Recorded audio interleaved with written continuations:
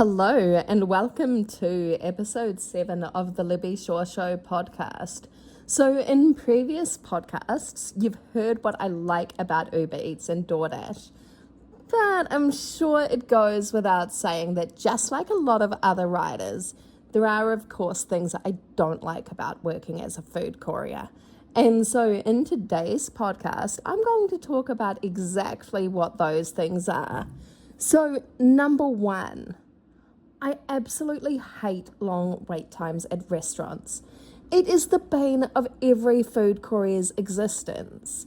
I don't mind waiting a couple of minutes, but there are restaurants like McDonald's that have appalling wait times, which can sometimes be 10 to 15 minutes. Some even have wait times as long as 20 minutes. In those cases, I typically cancel the delivery because, quite simply, I'm not paid to wait, and by waiting, I'm stuck on one order, which means I can't be sent any other orders, and so that can actually potentially cost me money. And so basically it cuts into my potential earnings, and I don't like that at all. That said, I am more likely to wait at a restaurant that I regularly pick up from than one which I don't generally have much contact with. It's all about the relationship I have with the restaurant. DoorDash does occasionally pay you to wait, but the only time I've been paid to wait, it was a pitiful amount. I mean, it was like $1.50, which is absolutely nothing. So as a general rule, I try not to wait more than 5 to 10 minutes, and even that is cutting it fine.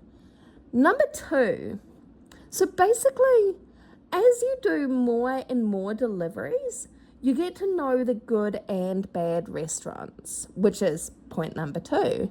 And so I don't like restaurants that have poor customer service. If a restaurant has poor customer service, I avoid going back. Some restaurants forget that delivery customers are still customers and that delivery drivers are ensuring their customers can receive their order. I'll never understand why they treat us with such disrespect. More often than not, without those delivery customers, they wouldn't have nearly the volume of orders that they do. I've mentally blacklisted a few restaurants for this reason.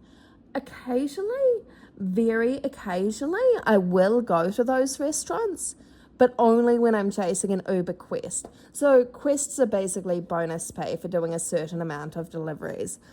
But the downside to that is that the market gets oversaturated, and so even though you can make more money, it's often not actually worth it. Speaking of deliveries and quests, some offers are just absolutely ridiculous, which is, of course, point number three. I'm not just talking about the dollar value, I'm talking about the destinations. So I have a rule that if an order takes me to a suburb that doesn't have restaurants, I won't accept it. That's because it just doesn't make good economic sense. These are the offers that take you far away from restaurants and end up costing you money to do the job because you've wasted time getting back to an area where there are, of course, restaurants. I like to maximize my potential earnings, and that means choosing deliveries in areas where I can get a lot of offers. I also don't like to deliver to highly residential areas, and that's because of safety and also the previous point, there often aren't a lot of restaurants. So basically there are some suburbs that shut down after dark, and so I don't really feel comfortable going to those areas. A while ago, I was caught out once. So I saw the street address and I thought it was in my suburb, but it turns out it wasn't. It was a residential area. Luckily, it was close to a train station, so I went there and waited for the next train to take me back home. Now I'm always careful with the destinations I deliver to and always look at the suburb. I'm also careful with what I pick up. So McDonald's are notoriously bad for packaging their drinks. And 80% of the time, the drink will spill, no matter how careful you are.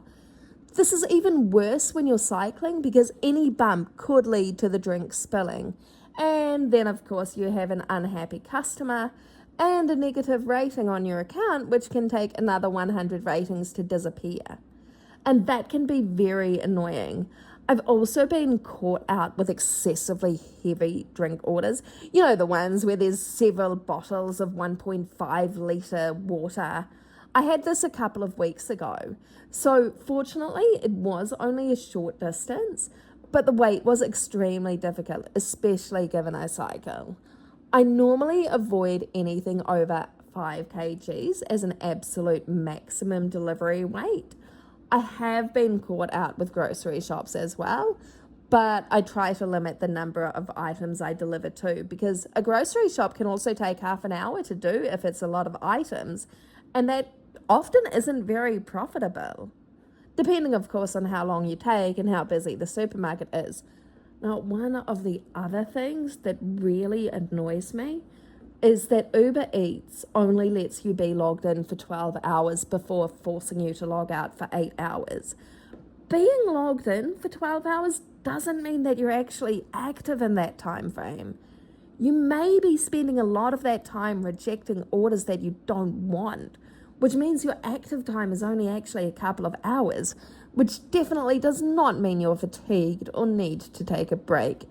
The Uber Eats app should actually measure active time rather than logged in time.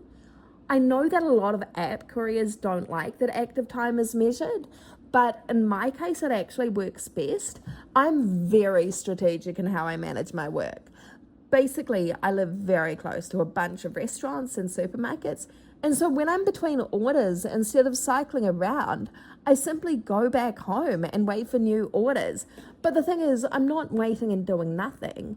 I'm often doing other things while I'm between orders, so I wouldn't really count that as time that I'm active. If I didn't live so close to restaurants and supermarkets, it would of course be a different story. I would have to stay out. But when I'm so close, there's no point staying out between orders unless there's a steady flow coming in. It's just not an effective use of my time. And I like to conserve my cycling energy for when I'm on actual orders. So, like I say, the app should measure your active time because that's a truer reflection of how much you work, rather than measuring the time you're logged in. Now, another thing that really, really irks me are entitled and lazy customers.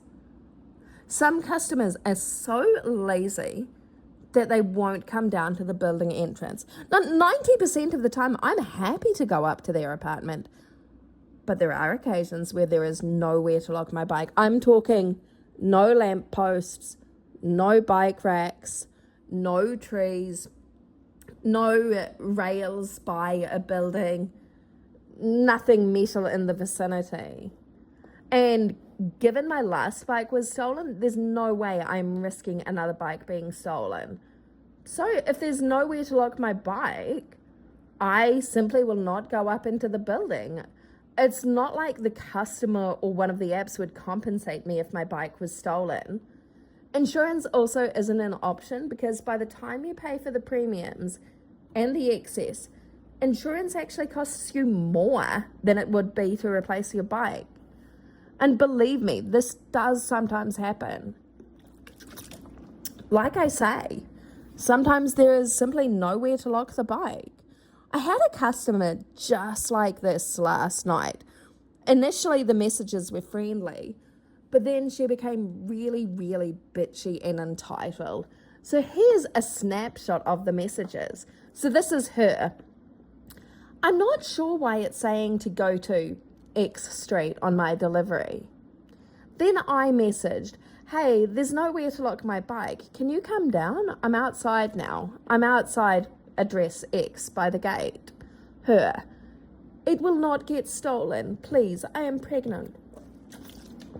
Me, I can't risk it. My last bike was stolen. And then the next messages, I will just bring them up. Just give me a second to bring them up. It was so ridiculous. Basically, the messages escalated to a point where she was like, oh, what are you doing? Yes, okay, now I've Okay, let me just find the messages. I know I've got the messages. Okay, yep. Now I've got them. Okay, so I say, my last bike was stolen. I can't risk losing my income. Her, why deliver then? Me. So basically at this point I was like, okay, this customer is not worth my hassle. I'm leaving it outside due to your aggression. Her. Now, bear in mind, all her messages had typos. She could barely spell. Like, yeah, it was ridiculous. So then her message. So you risk my food being stolen instead of your bike when it's 3 a.m. Okay. And so then I sent a photo of where I'd left the food, you know, true to my word. Then her. Good for you, Elizabeth, on your bike. Oh, no, okay, actually. Basically, her messages, I don't think I copied all of them. So basically, her messages then escalated into, you're uneducated, you're not smart, there's loads of jobs in your field, you're lazy. And at that point, I reported her to the app and I told her to stop messaging me. So customers like that really, really annoy me, and just, like, it's like they have absolutely no comprehension that their order is not worth losing $1,000. Like, how can you be so dumb as to not realize that? So moving on to the next point, and I kind of, well, actually, no, I didn't touch on this before. But the other thing that annoys me are, of course, extreme weather conditions. So that's basically days when it's extremely hot or raining. So I find working during the heat is much worse than working when it's raining. I mean, I don't like either, but the rain isn't as bad because when you're cycling, it cools you down. And it can have its advantages though, because a lot of cyclists don't want to work during the rain. So that does mean more orders and subsequently more money for me. The roads and footpaths can be slippery though, so it does require extra concentration compared to when it's not raining. I do have an Uber supplied rain jacket, but it's not that good as you'd imagine. And like I say, you do get used to cycling in the rain and the money can be better than normal conditions. And I kind of touched on this before, but I don't really like Uber quests. I mean, I love that you can earn extra money for completing a certain number of orders within a certain time frame. But the market just becomes oversaturated with riders, and so it's often not actually worth it. I'd rather just be paid a higher base rate and not have quests. And the final thing that I don't like about being a food courier for Uber Eats and DoorDash is the inconsistency of my income. So I've been on the platforms for almost 6 months, and while I'm developing a system and strategy that works for me, my income can be very inconsistent. And so like all self-employed people, I do have good and bad weeks, and I have no idea what each week will look like. Last week was one of my best weeks.